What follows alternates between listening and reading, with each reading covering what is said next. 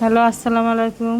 আবারও ফিরে আসলাম গরুর মাংসর চাপ চাপের রেসিপি নিয়ে। আমি এখানে 1 কেজি গরুর মাংস নিয়েছি। এখন আমি বটিতে মাংসটা আমি কেটে নিলাম। কেটে আমি ছোট ছোট করে টুকরো করে নিলাম।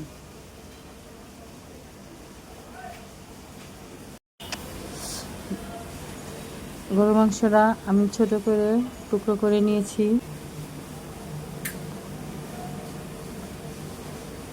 আমি এখন ছোট করে টুকরো করে নিয়েছি মাংসটা। আমি এখন কুতা দিয়ে মাংসটা ছেঁচে নিব। আমি মাংসগুলি সব ছেঁচে নিব।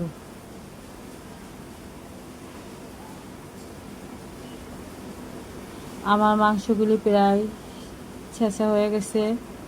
আমি মাংসগুলি সব ছেঁচা হয়ে গেছে গা। আমি এখন মাংসগুলি ধুয়ে নিব। মাংসগুলি ধুয়ে নিছি। এখন আমি মাংসগুলি আমি টক দই দেওয়ার পরে আমি সয়া সস দিয়ে দিলাম, টমেটো সস দিয়ে দিব,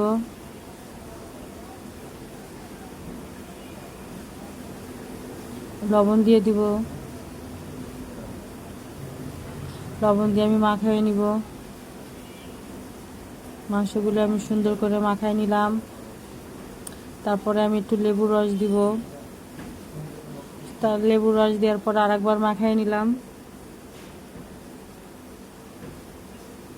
মাখানোর পরে আমি এখানে তেজপাতা, দারচিনি, এলাচ, লং, গরম মশলা, সাদা গোলমরিচ, কালো গোলমরিচ আমি সব এখানে, জয়ফল আমি এখানে নিয়ে নিছি।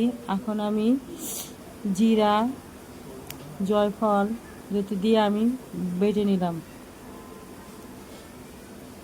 আমি মশলাটা বাইটে নিলাম সুন্দর করে। মশলাটা অনেক সুন্দর আর মাংসটা খেতে ভালো হয়। আপনারা পাটাই বাটবেন, দেখবেন কত স্বাদ লাগে। আমার মশলাটা বাটা হচ্ছে সুন্দর করে। আপনারা এরকম করে সুন্দর করে বাইটে নেবেন, ভালো করে বাটবেন। আমার মশলাটা বাটা শেষ। আমার মশলাটা বাটা হয়ে গেছে গা। আমি এখন মশলাটা দিয়ে দিলাম। তেজপাতা, এলাচ, গরম মশলা আমি সব আবার দিয়ে দিছি। এবার শুকনো মরিচের গুঁড়ি দিলাম 1 চামচ, হলুদের গুঁড়ি দিলাম 1 চামচ, লবণ দিলাম পরিমাণ মতো,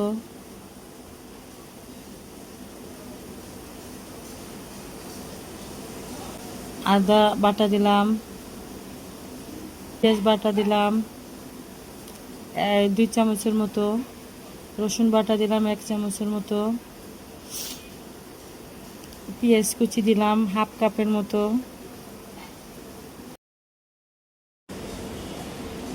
ধনিয়া গুঁড়ি দিয়ে দিলাম 2 চামচের মতো, সরষের তেল দিয়ে দিব।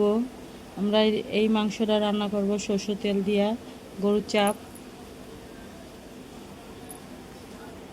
একটু চিনি দিয়ে দিলাম স্বাদের জন্য।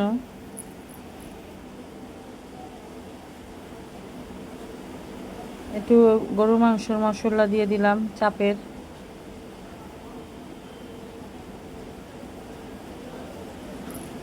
মাংসটা আমি সুন্দর করে এখন মাখায় নিব। মাংসটা আমি এখন সুন্দর মতন মাখায় নিব। যত মাখাবেন তত মশলাটা ঢুকবো মাংসের ভিতরে। আমার মাখানো হয়ে গেছে। আমি ঢাকনা দিয়ে ঢেকে রাখলাম 5 মিনিটের জন্য। আমি এখন কড়াইটা বসিয়ে দিলাম।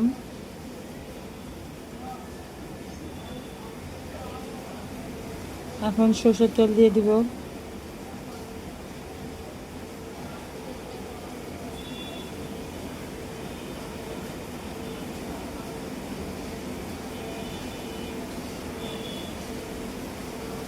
সরষের তেল দেওয়ার পরে আমি মাংসটা সব ঢেলে নিলাম।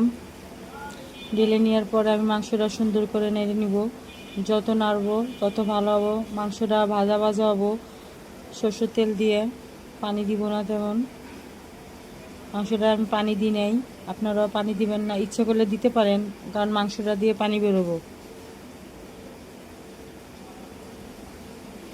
মাংসটা আপনি নাড়বেন, যত নাড়বেন তত স্বাদ হবে।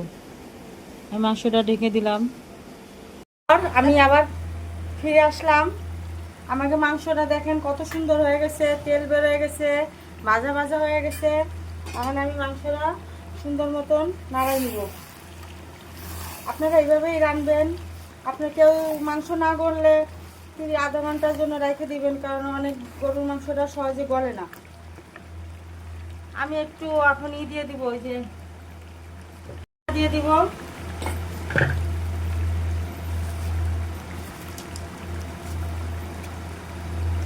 পেঁয়াজের পেস্টটা দিয়ে দিলাম, দিয়ে সুন্দর মতো যত নাড়াবেন তত ভালো লাগবে। এইভাবে একটু মাংসটা রান্না করে খাইয়ে দেখবেন, আর আমার একটু কমেন্টে জানাবেন মাংসটা কেমন হলো খেতে।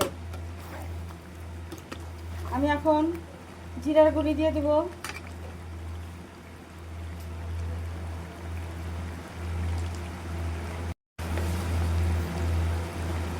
জিরার গুঁড়ি দিয়ে দিব 1 চামচের মতো, কারণ আমি অনেক মশলা দিছি, এত জিরা গুঁড়ি বেশি মশলা দিব না।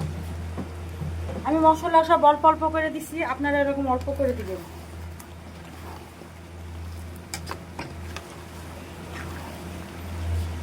আমাদের মাংসটা দেখেন সুন্দর হয়ে গেছে, ভাজা ভাজা, তেল ছেড়ে দিছে। বেশি ভাজবো না, আপনারা রুটি দিয়ে পোলাও দিয়ে খাইতে পারবেন, সাদা ভাত বেশি মজা লাগবে। মাংসটা আমি ঢেকে দিব। 2 মিনিট পর আমি আবার ফিরে আসব। ঢেকে দিলাম মাংসটা। 2 মিনিট পর আমি আবার ফিরে আসলাম। আমাদের রান্না শেষ। দেখেন কালারটা কত সুন্দর হয়েছে। আপনি এইভাবে রাঁধবেন। আমি ছোট ছোট করে বটি করে আমি পাটায় ছেঁচে নিছি, আপনারা এরকম নেবেন। দেখেন আমাদের হয়ে গেল গরুর মাংসর চাপ। দেখেন কত সুন্দর হয়েছে, মাংসগুলি গলে গেছে, মাংসগুলি গলে গেছে। এবার এভাবে রান্না করে খাবেন, খায় আমারে কমেন্টে জানাবেন। লাইক, ভিডিওটা যদি ভালো লাগে লাইক, শেয়ার, কমেন্টস করবেন, সাবস্ক্রাইব করে দিবেন। ভালো থাকবেন, আল্লাহ হাফেজ।